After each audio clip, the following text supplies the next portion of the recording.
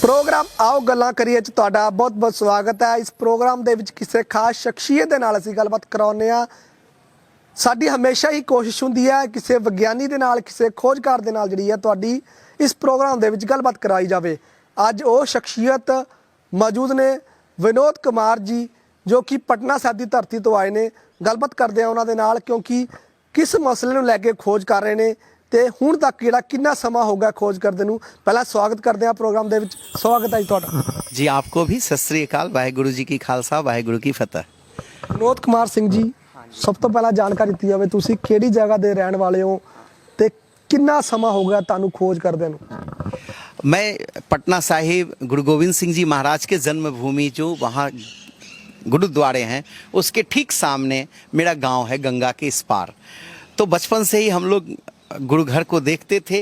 मन में एक सवाल उठता था ये गुरु जी का इतिहास क्या है। और जब हम लोग बचपन में वो नदी के किनारे जाते थे तो एक बार एक साधु को मैंने देखा कि वो गंगा स्नान के बजाय वो गंगा की रेते पे लोट पोट कर रहे हैं जी। तो मुझे लगा ये क्या कर रहे हैं, गंगा स्नान के बजाय ये मिट्टी में लोटपोट कर रहे हैं। मैंने उस समय बच्चा था, मैंने उनसे पूछा महाराज तो आप ये क्या कर रहे हो, गंगा स्नान नहीं कर रहे हो। तो उन्होंने कहा बेटे ये गुरु गोविंद सिंह जी की भूमि है। ये बचपन में गुरु गोविंद सिंह जी महाराज इसी कंगन घाट पे खेलते थे और ये जो सारा का सारा दियारा ये रेत है इसमें उनके बचपन के पैरों की धूल है। इसलिए मैं इस भूमि पर इस रेत पर लोटपोट करके मैं समझता हूँ कि उनके चरणों की धूली मेरे मस्तक में लग जाए तो मेरा जीवन धन हो जाए, क्योंकि उनका जन्म ही हुआ था हिंदुस्तान को बचाने के लिए। उनकी ये बातों से मुझे बहुत प्रेरणा जगी। उस तो बाद जिहड़ा तुसीं खोज करनी जिहड़ी है शुरुआत की है, जेकर गल की जिस तरह तुसीं दस रहे हो 40 साल का समा हो गया, 40-45 साल का समा हो गया तुसीं जिहड़ा खोज कर रहे हो, हुण तक जिहड़ी है की खोज की है तुसीं? जी मेरे गांव के थोड़ा सा आगे दो गांव थे जिनके नाम था फतेहपुर और एक का नाम था जोरावरपुर। वहां पे जो बिहार में नामों का प्रचलन है उसमें अजीत सिंह, अजीत कुमार, अजीत पांडे ये हर 2-4 घरों में के बाद मिलते हैं, लेकिन ये 3 साहिबजादों का नाम वहाँ इस प्रकार से प्रचलन में नहीं है। तो मुझे लगता था कि ये अजीतपुर तो हो सकता था, फतेहपुर जोरावरपुर कैसे हुआ। तो मैं अपने बुजुर्गों से पूछता था ये नाम तो पंजाब, हरियाणा, हिमाचल में है, ये यहाँ कैसे है, इसकी क्या इतिहास है। तो मेरे जो उस समय जो बुजुर्ग लोग थे वो कहा करते थे कि हम लोग 300 वर्षों से अपने बाप दादों से सुना है कि ये कोई महापुरुष थे और उनका बलिदान के बाद यहाँ पर मुगलों से लोगों ने संघर्ष किया और उनकी याद में उन बच्चों की याद में इसका नामकरण हुआ। तो मुझे और प्रेरणा जगी और इसको ढूंढने में 2 गांव तो मिल गए थे, लेकिन 2 गांव जुझारपुर और अजीतपुर नहीं मिल रहा था। तब हम 15, 20, 25 वर्षों तक खोजने के बाद मुझे एक डॉक्टर रामेश्वरानंद हरि जी जो विदेश में न्यूरो सर्जन थे, वो बाद में सिख परंपरा के निर्मले संत जो हैं उसमें संत हो गए। तो मुझे उनसे दर्शन करने का मौका मिला। उन्होंने मेरे पीठ पे हाथ रखा और कहा बेटे थकना नहीं, रुकना नहीं, ये बहुत पवित्र कार्य है जी, और आप जो खोज रहे हो पटना साहिब के आसपास वो एक दिन जरूर मिलेगा। तो मैंने उनसे पूछा डॉक्टर रामेश्वरानंद हरि जो संत हैं कि महाराज कहाँ मिलेगा। तो उन्होंने कहा आपके जिले के जो पैमाना है, जो चौहद्दी है, उससे थोड़ा और अगल बगल में देखो, क्योंकि अभी जिले छोटे छोटे हैं, मुगलों के ज़माने में ये बड़े जिले थे, आप अगल बगल के जिलों में देखो। तो मैंने फिर बगल के जिले मुजफ्फरपुर में ढूंढा तो तुरंत मुझे जुझारपुर गांव भी मिल गया और अजीतपुर भी मिला। मेरे खुशी का ठिकाना नहीं था। वहाँ से मैं लौट कर आया, तब इन चारों गाँव के अंदर जाकर उसकी फोटो ली और फिर तखत पटना साहिब को सूचना किया। वहाँ प्रबंधन कमेटी आकर के और उन्होंने उन चारों गांवों का दर्शन किया। फिर वहाँ पर समागम शुरू हुए गांव के लोगों के बीच में। ये बलिदानी शहादत जो साहिबजादों का है वो चारों गांव में उसका कथा चली, उस पर भजनोपदेशक आए और बड़े बड़े कार्यक्रम लगे। परिणाम ये हुए हैं कि आसपास के 50-50 गांव इकट्ठे होने लगे, हिंदू, सिख, निर्मले साधु, कबीरपंथी, और ये धीरे धीरे एक व्यापक रूप लेता जा रहा है। हमारी तुसीं इकल्ले ही जिहड़ा है खोज करने वास्ते जांदे सी जां तुहाडे नाल कोई टीम हुंदी सी, फिर किवें जिहड़ा काफला बनदा रहा, किवें तुसीं जिहड़ा रिकॉर्ड दर्ज कीता है? शुरू में मुझे अकेला चलना पड़ा। जब मैं कुछ लोगों को बताता था तो जो ऐसे वामपंथी सोच के थे वो हतोत्साहित करते थे, बोले क्या कर रहे हो, इससे क्या मिलने वाला है। तो मुझे कभी कभी कहते थे तू पागल है क्या, ये गांव है तो है, इस क्या इतिहास जोड़ना, मान लिया ये गुरुजी के बच्चों के नाम का है लेकिन कौन सी इतिहास ढूंढ रहे, इससे कोई फायदा नहीं होना। तो मैं हतोत्साहित नहीं होता था, लेकिन अच्छे लोग भी मुझे मिले और उसमें जो अच्छे लोग मिलते थे वो कबीर मत के साधु लोग मिलते थे, हमें रविदासी, वाल्मीकि ऐसे संत भी मिले, उन्होंने मेरी हौसला बढ़ाई और धीरे धीरे कबीर मठ के संत, फिर नानक, गुरु नानक देव जी का एक बड़ा स्थान है उस इलाके में जी, 400 गुरु नानक शाही गुरुद्वारों का केंद्र था, वहां के लोग सहयोग करने लगे। तो धीरे धीरे उन सब का सहयोग मिला और तखत श्री हरमंदिर साहिब जी का इसमें बड़ा सहयोग है, उस कमेटी का बहुत सहयोग मिला। और आज तो आप देख रहे हैं पंजाब, दिल्ली से लेकर बिहार तक सभी जगह के लोगों ने इसमें सहयोग देना शुरू किया है। अब मैं अकेला नहीं हूं, चला था अकेला, कारवां बनता गया। सो ਇਹ ਸਨ ਵਿਨੋਦ ਕੁਮਾਰ ਸਿੰਘ ਜੀ ਜੋ ਕਿ ਪਟਨਾ ਸਾਹਿਬ ਦੀ ਧਰਤੀ ਤੋਂ ਵਿਸ਼ੇਸ਼ ਤੌਰ ਤੇ ਅੱਜ ਚੜ੍ਹਦੀ ਕਲਾ ਟਾਈਮ ਟੀਵੀ ਦੇ ਨਾਲ ਵਿਸ਼ੇਸ਼ ਗੱਲਬਾਤ ਕਰ ਰਹੇ ਨੇ, ਕਿਉਂਕਿ ਜਿਸ ਤਰ੍ਹਾਂ ਉਹਨਾਂ ਨੇ ਕਿਹਾ ਕਿ 40-45 ਸਾਲ ਦਾ ਸਮਾਂ ਹੋ ਗਿਆ ਖੋਜ ਕਰਦੇ ਨੂੰ, ਤਾਂ ਉਹ ਖੋਜ ਦੇ ਦੌਰਾਨ ਜਿਹੜਾ ਉਹਨਾਂ ਨੂੰ ਛੋਟੇ ਸਾਹਿਬਜ਼ਾਦਿਆਂ ਦੀ ਗੱਲ ਕੀਤੀ ਜਾਵੇ, ਵੱਡੇ ਸਾਹਿਬਜ਼ਾਦਿਆਂ ਦੀ ਗੱਲ ਕੀਤੀ ਜਾਵੇ, ਤਾਂ ਉਹਨਾਂ ਦੇ ਜਿਹੜੇ ਸਥਾਨ ਨੇ ਉਹ ਲੱਭੇ ਨੇ। ਸੋ ਸਮਾਂ ਹੋ ਗਿਆ ਇੱਕ ਛੋਟੇ ਜਿਹੇ ਬ੍ਰੇਕ ਦਾ, ਬ੍ਰੇਕ ਤੋਂ ਬਾਅਦ ਫਿਰ ਮਿਲਦੇ ਹਾਂ, ਗੱਲਾਂ ਬਾਤਾਂ ਦਾ ਸਿਲਸਿਲਾ ਜਾਰੀ ਰਹੇਗਾ।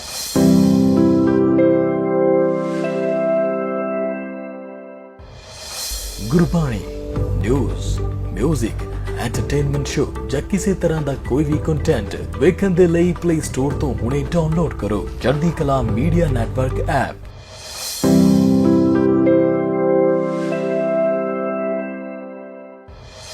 ਬ੍ਰੇਕ ਤੋਂ ਬਾਅਦ ਤੁਹਾਡਾ ਸਵਾਗਤ ਹੈ ਪ੍ਰੋਗਰਾਮ ਆਓ ਗੱਲਾਂ ਕਰੀਏ ਦੇ ਵਿੱਚ। ਅਕੇਲੇ ਹੀ ਜਿਹੜਾ ਤੁਸੀਂ ਖਾਸ ਤੌਰ ਤੇ ਜਿਹੜਾ ਖੋਜ ਕਰਨ ਵਾਸਤੇ ਪਹੁੰਚੇ, ਜਿਸ ਤਰ੍ਹਾਂ ਕਹਿ ਰਹੇ ਛੋਟੇ ਸਾਹਿਬਜ਼ਾਦਿਆਂ ਦੀ ਗੱਲ ਕੀਤੀ ਜਾਵੇ, ਵੱਡੇ ਸਾਹਿਬਜ਼ਾਦਿਆਂ ਦੀ ਗੱਲ ਕੀਤੀ ਜਾਵੇ, ਤਾਂ ਉਹਨਾਂ ਦੇ ਜਿਹੜੇ ਪਿੰਡ ਆ ਤੁਸੀਂ ਉਹਦੀ ਖੋਜ ਕੀਤੀ ਹੈ ਕਿ ਉਹਦਾ ਰਿਕਾਰਡ ਫਿਰ ਤੁਸੀਂ ਕਿੱਥੇ ਦਰਜ ਕੀਤਾ, ਤਾਂ ਉਹਦਾ ਕੋਈ ਰਿਕਾਰਡ ਤਿਆਰ ਕਰਕੇ ਸ਼੍ਰੋਮਣੀ ਗੁਰਦੁਆਰਾ ਪ੍ਰਬੰਧਕ ਕਮੇਟੀ, ਕਿਉਂਕਿ ਸਿੱਖਾਂ ਦੀ ਸਰਮੋਰ ਸੰਸਥਾ ਹੈ ਸ਼੍ਰੋਮਣੀ ਗੁਰਦੁਆਰਾ ਪ੍ਰਬੰਧਕ ਕਮੇਟੀ, ਦਿੱਲੀ ਸਿੱਖ ਗੁਰਦੁਆਰਾ ਪ੍ਰਬੰਧਕ ਕਮੇਟੀ ਹੈ, ਕਿ ਉਹਨਾਂ ਨੂੰ ਉਹ ਰਿਕਾਰਡ ਸੌਂਪਿਆ, फिर उन्होंने उस तो उन्होंने की रिएक्शन सी। 17 में मैंने इसको लिख करके पटना गुरुद्वारा प्रबंधन कमेटी को दिया।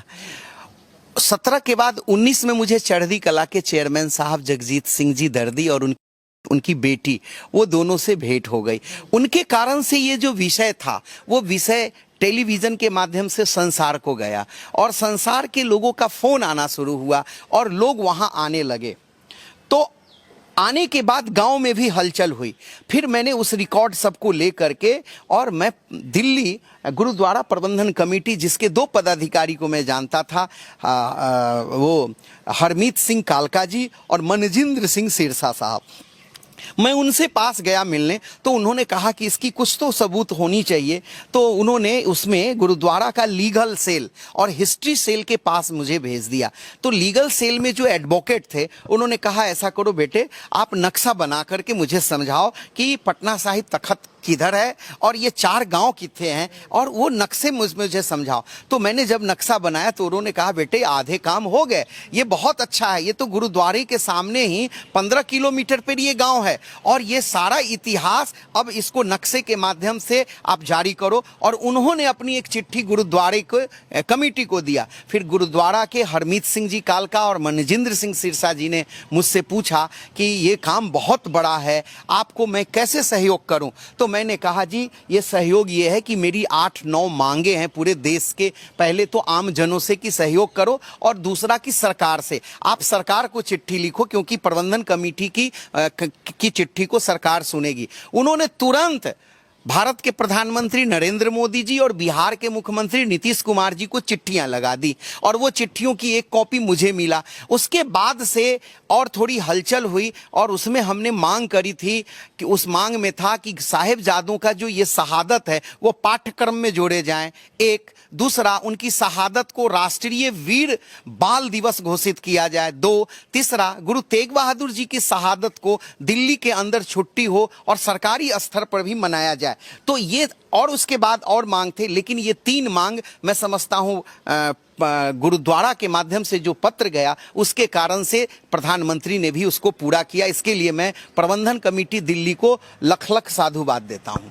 ਵਿਨੋਦ ਕੁਮਾਰ ਸਿੰਘ ਜੀ, ਜੇਕਰ ਗੱਲ ਕੀਤੀ ਜਾਵੇ, ਤੁਸੀਂ ਨਾਨ ਸਿੱਖ ਹੋ ਕੇ ਇੰਨੀ ਵੱਡੀ ਜਿਹੜੀ ਹੈ ਖੋਜ ਕਰ ਰਹੇ ਹੋ, ਕਦੇ ਜਦੋਂ ਖੋਜ ਕਰਨ ਵਾਸਤੇ ਜਾਂਦੇ ਸੀ ਤਾਂ ਤੁਹਾਨੂੰ ਕਹਿੰਦੇ ਨਹੀਂ ਸੀ ਤੁਸੀਂ ਜਿਹੜਾ ਨਾਨ ਸਿੱਖ ਹੋ ਵੀ ਇਹ ਖੋਜ ਕਰ ਰਹੇ ਹੋ, ਤਾਂ ਲੋਕ ਜਿਹੜੇ ਖਾਸ ਤੌਰ ਤੇ ਜਿਹੜੇ ਉੱਥੇ ਦੇ ਲੋਕ ਵਸਨੀਕ ਸਨ तो जानकारी साझी कर लेंगे सी कि नहीं? मुझे गुरु गोविंद सिंह जी के जीवन से, उनके परिवारों के बलिदान से, जिसको सर्वंसदानी गुरु गोविंद सिंह जी महाराज कहते हैं, विद्यालयों में मैंने पढ़ा। उसके बाद मैं 27 बार पूरे भारत की यात्रा करा जी, जिसमें से 12-14 यात्राएं मैंने अमृतसर की आनंदपुर साहिब की और वहाँ चप्पे चप्पे का परिवार बिछोड़ा कित्थे है, सरहिंद कित्थे है, ये मैं वो सब जगह दर्शन किया।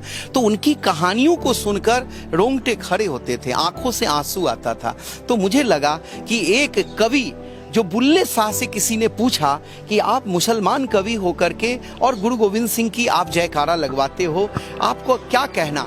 तो उन्होंने हिंदुओं के उस सभा में कहा था, बात कहूं न अब की, बात कहूं न तब की, गुरु गोविंद सिंह न होते तो सुन्नत होती सबकी। आज अगर हिंदुस्तान में सनातनी जीवित है, आज उसके शरीर पे जनेऊ है, माथे पे तिलक और शिखा है, तो ये देन कहा जा सकता है कि गुरु गोविंद सिंह दशमेश पिताजी का ये देन है, जिनके कारण, और ये दशमेश पिताजी का जो देश में जन्म हुआ वो भारत के लिए एक वरदान है और एक युगांतकारी घटना है कि दशमेश पिताओं के माध्यम से ये पूरे देश के अंदर एक जज्बा आया और हम उस मुगल काल में, मध्य काल में अपने जीवन को बचाकर आज तक जीवित हैं। इसके पीछे सर्वंशदानी गुरु गोविंद सिंह जी की बहुत बड़ी कृपा है। हम सोचते हैं किसी तरह से इस जीवन में अपना उस ऋण से उऋण कैसे हो जाए, इसलिए मैंने अपना समय दिया है और मुझे लगता है गुरु गोविंद सिंह को अगर आज देश ठीक से जान जाए तो ये देश की एकता और अखंडता बहुत मजबूत होगी। परिवार की गल की जाए, परिवार दे विच कौन कौन है, परिवार का सहयोग मिलता है जो तुसी खोज करने वास्ते जाने हो? हुण खोज परिवार कदे ऐ नहीं कहंदा भी हाँ किहड़े काम दे विच लग गया, कई बार परिवार दे विच किंतु परंतु बहुत हुंदा है। हाँ जी, मैं शादीशुदा हूँ जी और मेरे 5 बच्चे भी हैं, लेकिन उन सभी बच्चों के अंदर एक संस्कार मिला है। मैं किसान हूँ और एक टाउन में अपनी कुछ दुकान है, वो किराए आते हैं, कुछ और इनकम आते हैं खेतियों से। मेरे मित्रों की इतनी बड़ी लंबी श्रृंखला है कि जब मैं कहीं जाता हूं तो कोई ना कोई मित्र मुझे सहयोग करके टिकट बनवाते हैं और उनकी एक ग्रुप बनी रहती है। उनका मैं आभारी रहता हूं कि वो मुझे जब जानते हैं कि इनको पंजाब जाना है तो चलो जी इनको दिल्ली का, पटियाला का टिकट बनवाओ। तो इस प्रकार से मैं करता हूँ। मेरी धर्मपत्नी भी बहुत धार्मिक है और जब वो मेरे साथ गुरुद्वारा जाती हैं और वहाँ का जो म्यूजियम है गुरुद्वारे का, जब वो देखती हैं कि कैसा जुल्म हुआ था, क्या एक बंदे को आरी से चीरा जा सकता है मतीदास बाबा, क्या एक व्यक्ति को जिंदा रुई लपेट के जलाया जा सकता है, तो मेरी पत्नी भी कहती है चलो जी 4 रोटी नहीं 3 रोटी खाएंगे, घी नहीं मिले तो सादी रोटी खा लेंगे जी। लेकिन आप बहुत पवित्र काम करते हो, आने वाला जो जेनरेशन है भारत का, उसको यदि आप ये बता के जाओगे तो ये देश मजबूत होगा और इसलिए वो भी हमें सहयोग करती है। ਜਦੋਂ ਤੁਸੀਂ ਖੋਜ ਕਰ ਰਹੇ ਸੀ, ਜਦੋਂ ਲਿਖ ਰਹੇ ਸੀ ਤਾਂ ਖਾਸ ਤੌਰ ਤੇ ਕਿਉਂਕਿ ਇਹ ਜਿਹਾ ਮਾਮਲਾ ਹੈ, ਕਿਉਂਕਿ ਧਾਰਮਿਕ ਇਸ਼ੂ ਹੈ ਤਾਂ ਬਹੁਤ ਕੁਝ ਜਿਹੜਾ ਧਿਆਨ ਦੇ ਵਿੱਚ ਰੱਖਣਾ ਪੈਂਦਾ ਹੈ, ਤਾਂ ਉਸ ਨੂੰ ਕਿਸ ਤਰ੍ਹਾਂ ਜਿਹੜਾ ਤੁਸੀਂ ਗਿਆਨ ਲੈਂਦੇ ਸੀ ਤੇ ਕਿਵੇਂ ਲਿਖਦੇ ਸੀ? ਕਿਉਂਕਿ ਜਿਸ ਤਰ੍ਹਾਂ ਤੁਸੀਂ ਸ਼੍ਰੋਮਣੀ ਗੁਰਦੁਆਰਾ ਪ੍ਰਬੰਧਕ ਕਮੇਟੀ ਦੀ ਗੱਲ ਕੀਤੀ ਹੈ, ਦਿੱਲੀ ਸਿੱਖ ਗੁਰਦੁਆਰਾ ਪ੍ਰਬੰਧਕ ਕਮੇਟੀ ਦੀ ਗੱਲ ਕੀਤੀ ਹੈ, ਤੁਸੀਂ ਉਹਨਾਂ ਕੋਲ ਵੀ ਗਏ ਹੋ ਰਿਕਾਰਡ ਲੈ ਕੇ, ਤੇ ਫਿਰ ਉਹਨਾਂ ਵੱਲੋਂ ਕੀ ਰਿਐਕਸ਼ਨ ਸੀ ਤੇ ਕੀ ਮਾਨ ਸਤਿਕਾਰ ਸੀ ਉਹਦਾ?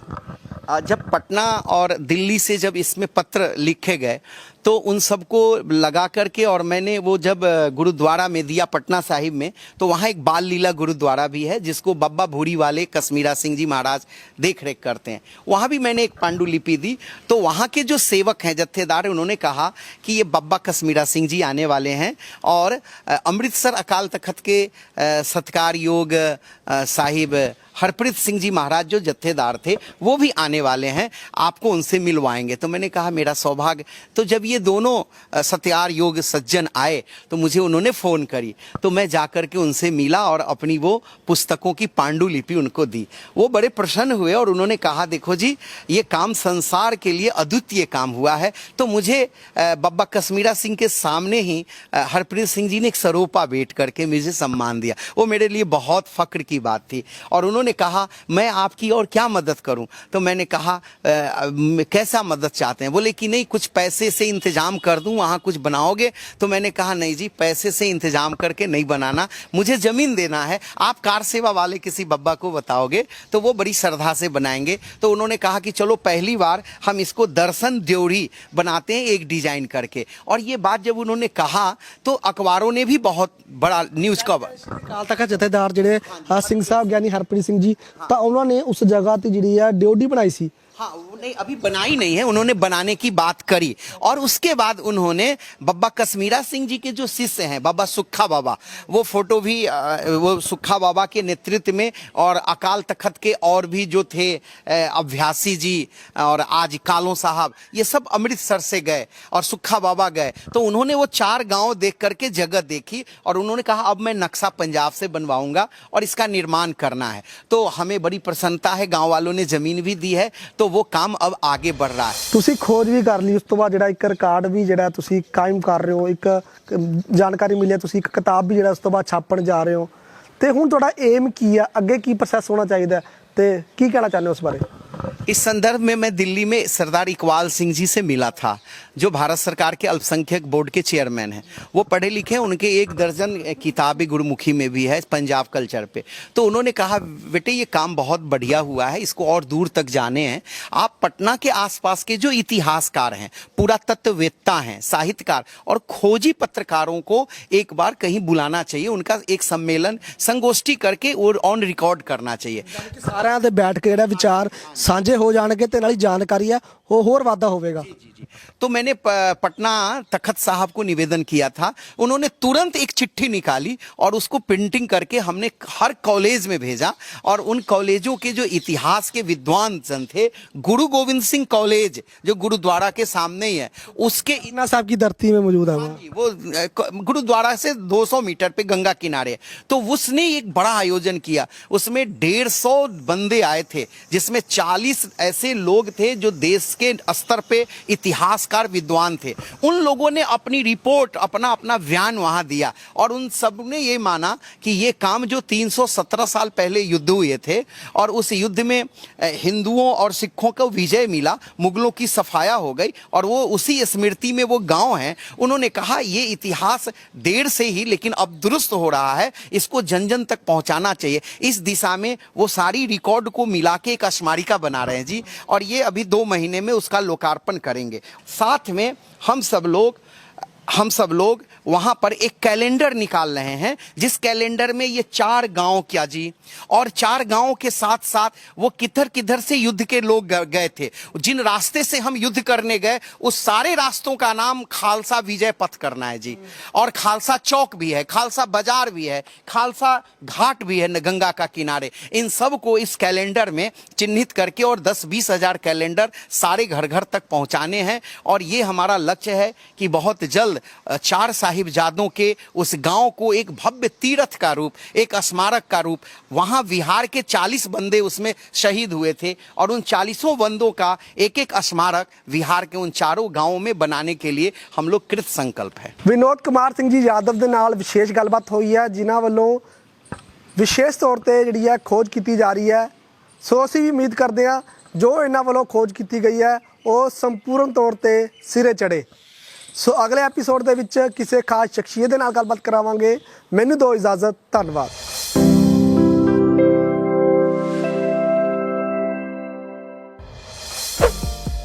ਸਬਸਕ੍ਰਾਈਬ ਕਰੋ ਚੜ੍ਹਦੀ ਕਲਾ ਟਾਈਮ ਟੀਵੀ ਨੂੰ ਅਤੇ ਲੇਟੈਸਟ ਅਪਡੇਟ ਪਾਉਣ ਦੇ ਲਈ ਪ੍ਰੈਸ ਕਰੋ ਬੈਲ ਆਈਕਨ ਨੂੰ।